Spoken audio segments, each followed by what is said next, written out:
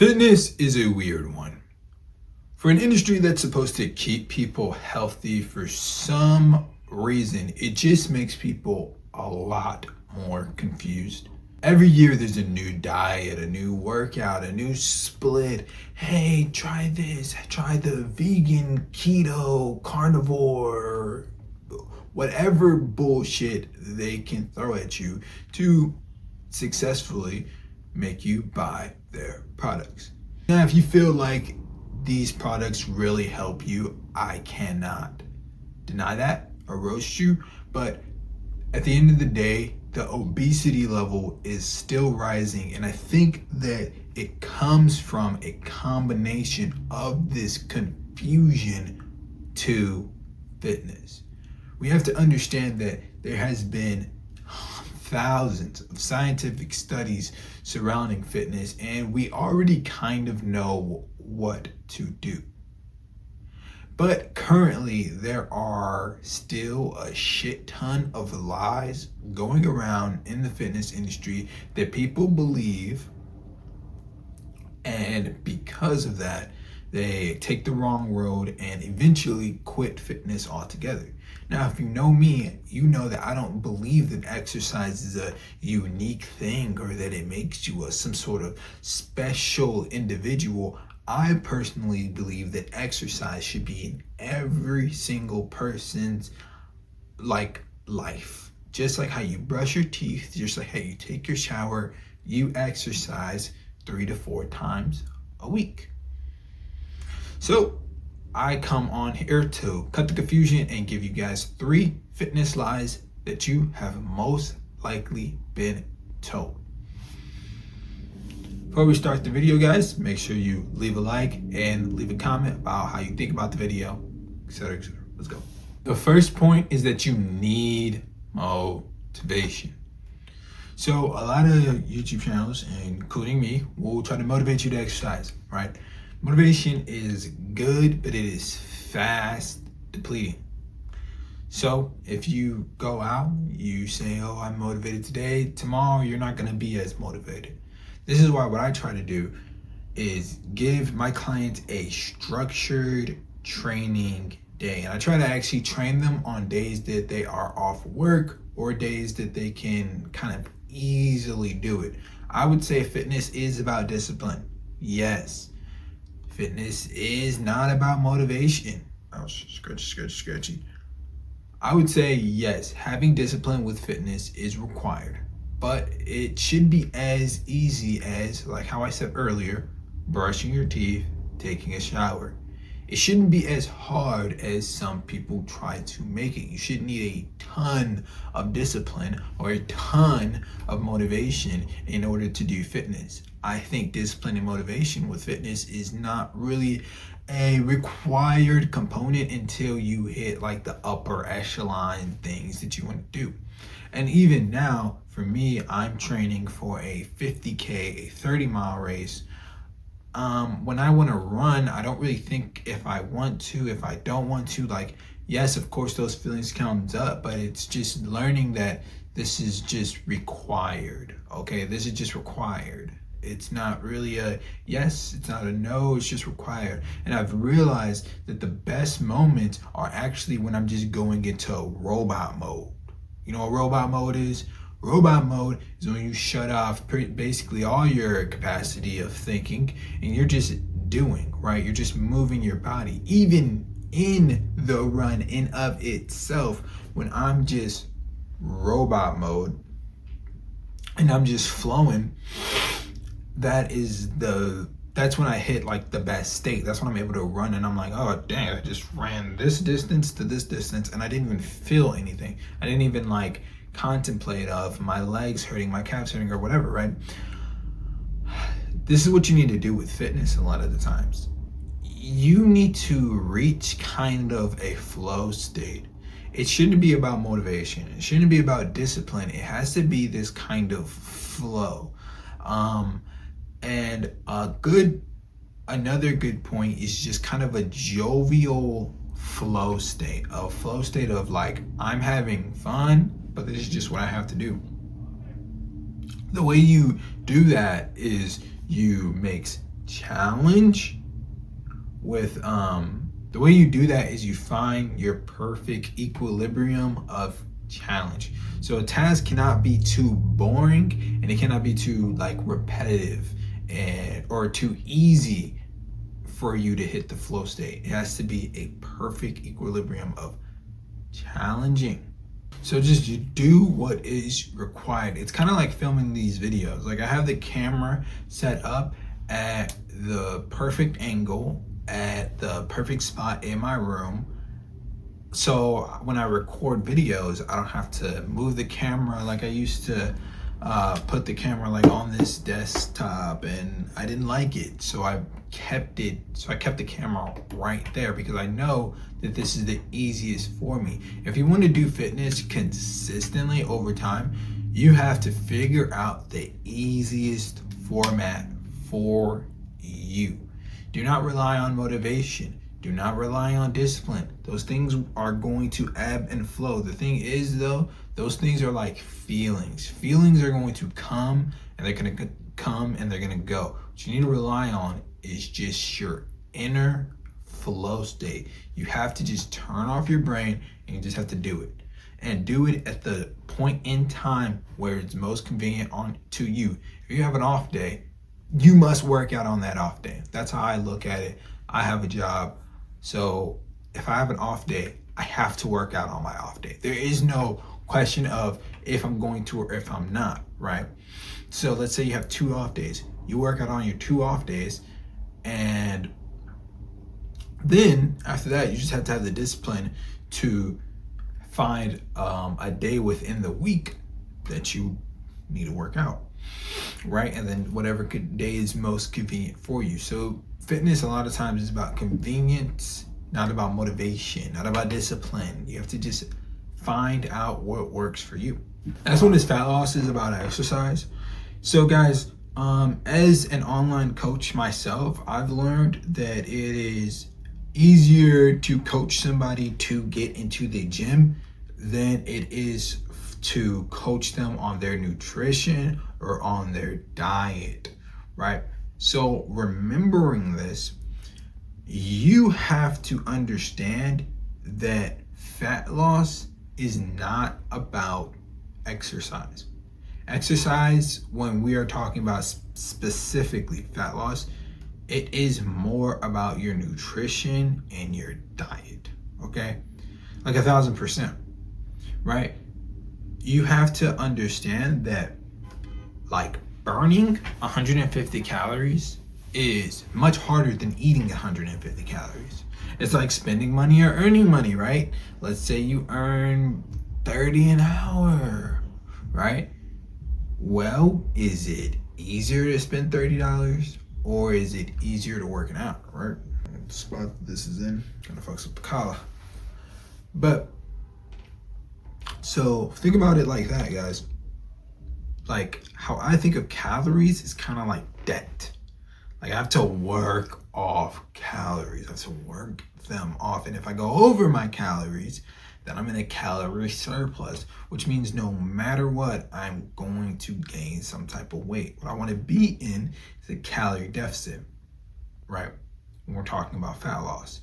So when it comes to fat loss, you have to hyper focus on the diet. You can really just eat less and lose weight. You can just move more and lose weight, right? That's why I recommend the 10K steps. Always try to get 10K steps in a day, no matter what, because right then and there, that's like 500 calories, dude. It depends on who you are, but if you're fatter, if you weigh more, then it actually is more calories, right? So always try to get 10K steps in a day. That's like a non-negotiable right there. But on top of that, try to keep your diet straight. Try not to stray too far off on the path. Try to eat things that fill up your stomach rather than eating things that are just carbohydrates and they're just gonna waste and they're gonna expend, like a muffin or you know, like cake and ice cream and all this stuff. This stuff is going to go into your stomach and it's just gonna leave. You're not gonna feel full after that. And because you don't feel full, you're gonna eat again, right? And you might eat the same thing. And then that's where the cycle happens for a lot of overweight people, where they eat cake and ice cream, the bullshit. They don't feel full, so they eat it again. And then you're like, and people who don't understand this expectingly are like, hey man, you just ate food. Why are you eating this again? They're like, well, I know I just ate, but I'm still hungry. You hear that from a lot of overweight people, right? I'm still hungry. I'm still hungry. Are they lying? No, I wouldn't. Coaching people who are overweight, I know that they're not lying. I know 100% they are actually hungry, but they're hungry because they ate the bullshit. They're hungry because they just ate these large, complex carbs, this bullshit. So because they expended that energy so quickly, instead of eating something that doesn't expend industries, that doesn't expend energy as quickly, like a protein, they get hungry quicker. So it's like this, right? Cake and ice cream, right? They wait a bit, then they're like, I'm hungry. So what do they eat? Oh, I still got more cake and ice cream. Cake and ice cream. And then they're like, I'm hungry. Cake and ice cream. So that cycle happens for a lot of overweight people. And then that cycle right then and there is like 3,000, 4,000 calories. So we have to hyper focus on the diet. Versus me, right? I'll do the opposite. I'll eat just straight protein.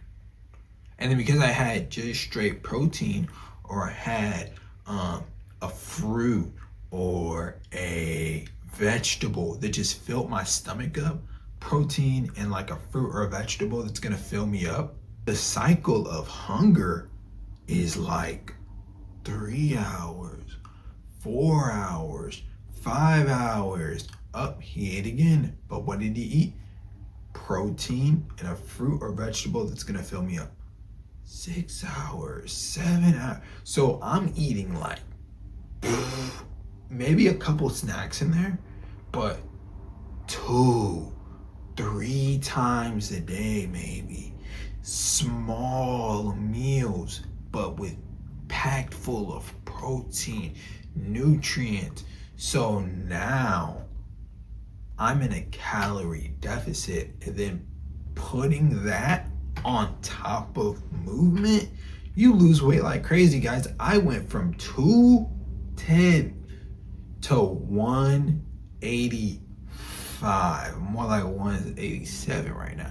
210 to 185 in 3 months. And I love that I went from was 210. And you know what's great about YouTube? You can watch my old videos and see how big I was. The beard covered a lot of my facial fat, but you can watch my old videos and see how big I was. That's what I love about YouTube, right? It's a documentary. People can never say you're on steroids. You know why? Because you can see me at 18 years old, super duper skinny. So, you know what I'm saying? Now we we're getting there. I've been cutting like crazy though. But yeah, anyways, back to what I was saying. On top of the movement, you lose weight like crazy. So fat loss, right, is more about nutrition. And by the way, guys, I'm going to rant more because I want these videos to be a little bit longer. If you do not enjoy it, skip around. Timestamps are going to be everywhere. Cool. Yes. You need to focus on nutrition. Honestly, what I do, guys, I recognize when I'm coaching somebody, I recognize that they're gonna lift. Exercise is not that hard. Going to the gym is not that hard, but resisting eating is hard. I mean, recently, I think my parents bought like some coffee cake. I had to put the coffee cake on top of the refrigerator because I knew I was gonna eat it. That's the hard part. If I lived alone, I wouldn't have to do that, but I wouldn't even buy it, to be honest. But resisting the temptations, the cookies, the brownies, all this stuff. For me now, shit's too sweet, so I don't really enjoy it. And that will happen to you eventually, but we have to focus on the diet. People want to sell you these fat loss exercises, like these things that like wave your arms in the air 50 times and somehow you're gonna lose fat. Jump a couple times and somehow you're gonna lose fat. Guys, that's gonna burn like 15 calories if you do it for like an hour. I ran not a whole marathon. I was gonna say that. I ran a half marathon. Guess how many calories I burned? Only 1,000. Okay, so I ran 13.5 miles straight and I only burned 1,000 calories. You don't really lose, and that's just straight cardio, okay? You don't really lose that many calories by movement.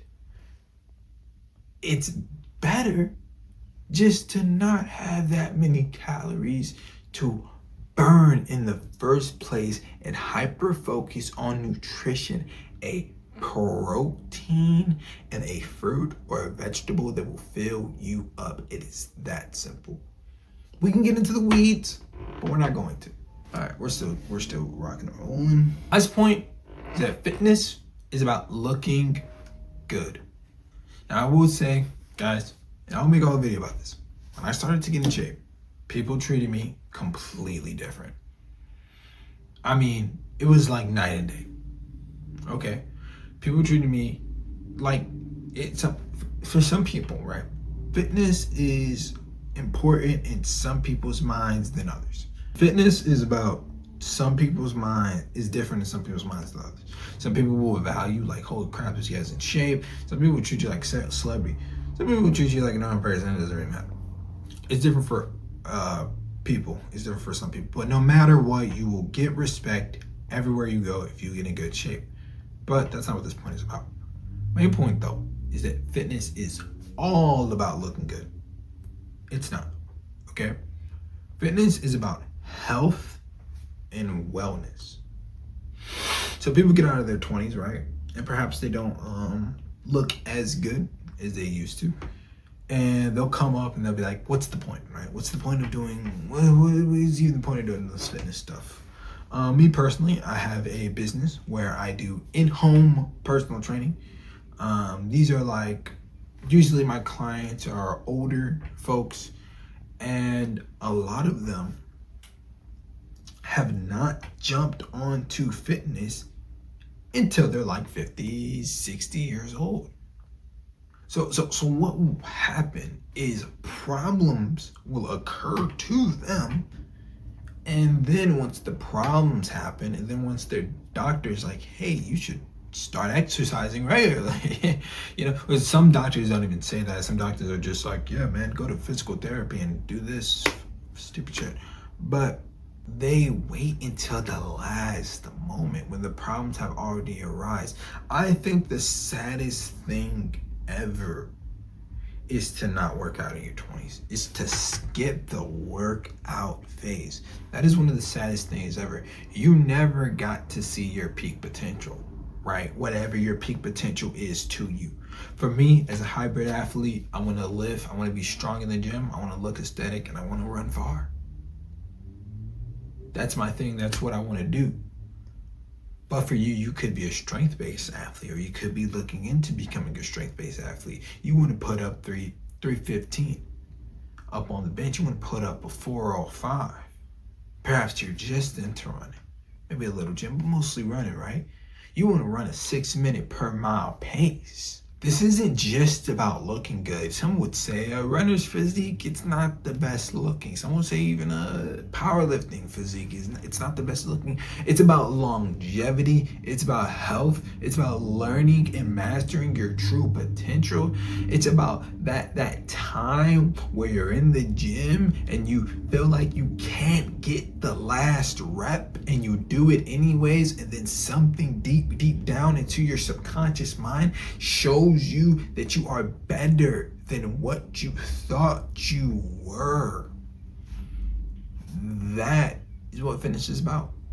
It's not just about looking good. That's a side effect. That's a benefactor of it. I had this older gentleman, he was about Man, I don't even know. I think he was like about 80 years old, maybe 70 to 80 years old.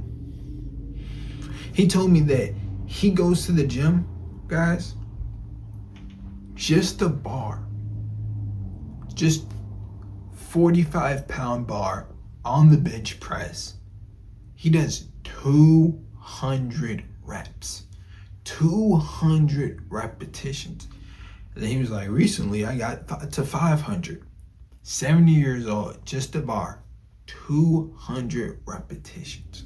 Like, it's the same amount of energy. It's the same frequency, the same vibration of me doing 225, 255 on an incline press for 10 reps. That feeling afterwards of, holy shit, I just accomplished this. That's what fitness is about.